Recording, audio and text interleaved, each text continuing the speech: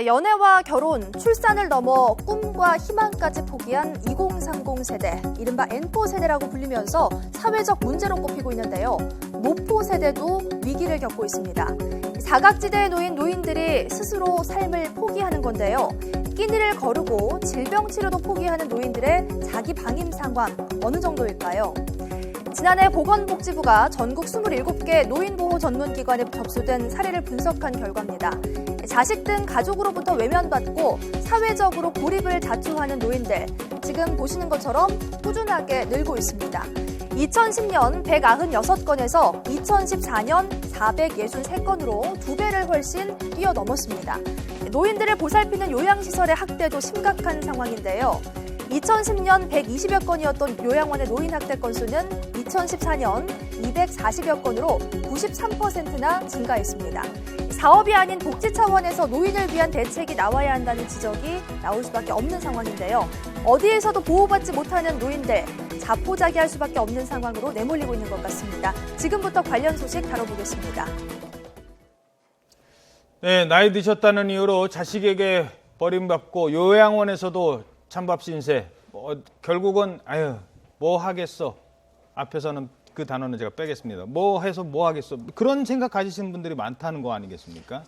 그렇다 보면 우리가 이제 최근에는 일상적인 단어가 돼버린 자기방임이라는 상황으로 들어가게 되는데요. 자기방임이라는 건 뭐냐면 스스로 챙겨야 될 것들이 있잖아요. 예. 밥을 먹는다든지, 그렇죠. 아프면 병원을 간다든지, 예. 도움을 요청한다든지, 신체를 깨끗하게 한다든지 이런 것들을 스스로 포기해버리는 걸 우리가 자기방임이다 이야기를 하는데, 이것은 사실은 사회적으로 돌봐야 될 그 어르신들을 그냥 방치하는 거기 때문에 이건 역시 학대 범위에 들어가는 거거든요. 문제는 지금 우리가 노인보호 전문기관에서 지금 나온 결과를 보면 2010년에 196건이었던 게 2014년에 463건으로 늘었어요. 근데 이거는 보고된 것만 그러한 거예요. 예. 실질적으로 노인보호 전문기관에 보고되지 않은 걸 보자면 전문적으로 함께 연구를 하는 분들의 이야기를 들어보면 곱하기 4 정도 이야기하거든요. 예. 그러면 440년 1600명이다라는 거예요. 어마어마한 숫자가 사실상 모든 것을 포기한 상태. 우리가 왜 젊은이들 N포 세대라고 예. 이야기하는데 노포 세대라는 건 결국 노년기를 포기한다는 의미인데 이제 반납할 청춘마저 없는 분들이잖아요. 교수님께서는 이런 그 어르신들 많이 상담을 하셨을 텐데 주로 왜 이렇게까지 정말 이 노년에까지 와서 삶을 포기하는 겁니까요? 우리가 이제 뭐 현대 노인들의 사고라 그래가지고 이제 가난에 관한 것, 고독에 관한 것, 할 일이 없는 것에 관한 것, 그리고 또 병에 관한 것, 또 경제적인 것에 관한 것 이야기를 하는데 결국은 경제적인 문제가 굉장히 큰데 사실은 이제 밖에 나가서 누군가를 만나더라도 주머니에 그래도 몇천 원은 있어야 되는 거거든요. 우리나라 노인 빈곤율이 지금 OECD 국가 중에 최고잖아요. 예. 이런 상황에서 지금 내가 가난하다는 건 그거 하나로 끝나는 것이 아니라 다른 것들마저도 포기하게끔 하는 조건이 되잖아요. 인간관계 맞아요. 그렇죠. 관계 마찬가지고 활동성 마찬가지고 내가 가지고 있는 내 자기 관리 마찬가지고 이런 것들까지 다 포괄적으로 경제적인 요소들이 영향을 미치고 있기 때문에 이게 한 개인이 스스로 나올 수 있는 걸어 나올 수 있는 방문이 아니고 빠져서 나올 수 없는 늪 같은 거거든요. 사회적인 도움이 아주 절실하다고 볼 수 있습니다. 그렇게 다른 사람과 단절하고 아파도 병원 안 가고 뭐 혼자 대충 굶지 뭐 이렇게 계속 가시다 보면 건강은 더 안 좋아지시고 정신 건강은 더 힘들어지는 거 아니겠습니까? 악화가 되는 거 아니겠습니까? 그러다가 우리가 무력감이 지속적으로 반복되면 우울감이 되고요.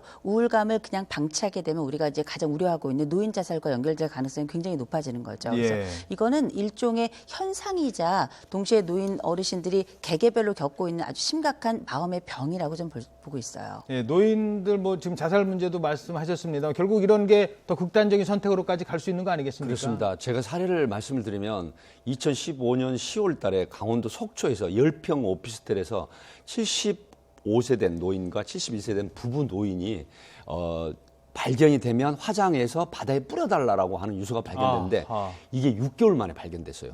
그래서 제가 통계를 보면 통계층 65세 이상 노인이 95년도 10만 명당 24.6명이 자살하셨는데 2014년도죠. 55.5명으로 엄청난 배 이상의 증가를 했거든요. 노인 자살률이. 그렇다고 하면 지금 이호수 교수님 말씀하셨지만 이제는 아이들의 어떤 문제가 있을 때 국가나 지방자치단체나 언론에서 굉장히 학대해서 이제 보도를 하지 않습니까? 예. 근데 우리 정찬배 앵커께서도 가끔 아이들 일은 크게 이렇게 해석하고 어떤 영향력을 발휘하려고 하면서 우리의 부모들, 어른들에 대해서 너무 소외감을 주고 관심을 안 준다는 게 이런 데서 나타나는데 여기에 대한 이제 대응 시스템이라든가 정책이 좀 더 활발하게 예. 개발이 돼야 되지 않나 하는 요구가 생기는 겁니다. 게다가 우리가 지금 노령화 이미 사회 초고령화 사회에 지금 들어가 있지 않습니까? 내 얘기가 될 수도 있는 거 아니겠습니까? 아직 초고령화 사회는 아니고요. 예, 노령화. 전 국민의 20%가 이제 노인 인구가 20%가 넘어가면 그때 우리가 초고령화인데 그게 불과 이제 10년 남았습니다. 예. 이제 코앞으로 닥쳐왔는데 그렇다면 이런 그 셀프 학대라고 이야기하는 자기 방임이나 전반적으로 넓게는 학대 범위를 줄이기 위해서는 어떤 조치가 필요한데 이런 것들이 준비가 되어 있는가? 안 되고 있다는 거죠. 오히려 이거를 개인의 몫으로 떠넘기는 경우가 아직까지인데 이거는 사회적인 문제이고 법으로도 또 경제적인 정책으로도 어마어마한 지원이 있어야 가능한 일이라고 볼 수 있죠. 예, 뭐 지금 뭐 총선 공약 만들고 한참 뭐 그랬을 텐데 노인들에게 표만 얻으려고 하지 말고요. 그런 부분을 생각을 해야 됩니다. 사실 정말 힘들어하는 게 무엇인지 사회적인 문제는 그렇다 치고 저희들이 이 자리에서 다 얘기할 수 없으니까요. 개인적으로 자 어떻게 하면은 좀 이런 그 무력감, 이런 포기에서 벗어날 수 있을까요, 어르신들이? 이거는 개인이 벗어나기 어렵기 때문에 일단은 지역사회 공동체가 적극적으로 나서는 게 첫 번째입니다. 예. 제일 먼저 가까운 지역사회 공동체는 가족이죠. 매일 안부 전화 들으시고 매일 안 되면 매주 금요일 날 저녁 8시쯤 빠짐없이 알람처럼 전화를 들으시는 것만으로도 아하. 이분들의 셀프 학대라고 하는 자기 방임이나 혹은 학대를 예방할 수 있고요. 어르신들 기다리시죠. 그렇죠. 그다음에 두 번째는 뭐냐면 이건 시스템이 도와줘야 되는 거거든요. 그래서 그 반복적으로 찾아가고 주기적으로 찾아갈 수 있는 이런 인력들을 양성해내고 더군다나 이제 이런 분들이 나중에 계시다가 결국은 이제 요양시설로 가게 되는데 시설에서도 이분들은 또 찬밥이거든요. 그래서 가족들이나 이웃들이 함께 참여하고 또 자원봉사자들이 함께 들어가는 케어 복지 시스템이 좀 갖춰져야 될 것이고 이런 것들에 대해서 이게 잘 이루어지기 위해서는 일단은 굉장히 예산이 많이 필요합니다. 예. 이런 적극적 예산 지원 잘 됐으면 좋겠습니다. 알겠습니다. 어르신들 그런 얘기 많이 하시죠. 뭐 아파도 아유 괜찮아. 맛있는 거 있어도 아유 괜찮아. 나는 그런 거 잘 안 먹어. 근데 정말 괜찮으신 게 아닙니다. 정말 괜찮은 게 아니라는 거를 지금 노인들의 스스로의 삶을 포기하는 분들을 통해서 알 수 있을 것 같습니다. 힘내십시오. 백기종 강력팀장 이호선 교수였습니다. 고맙습니다. 감사합니다.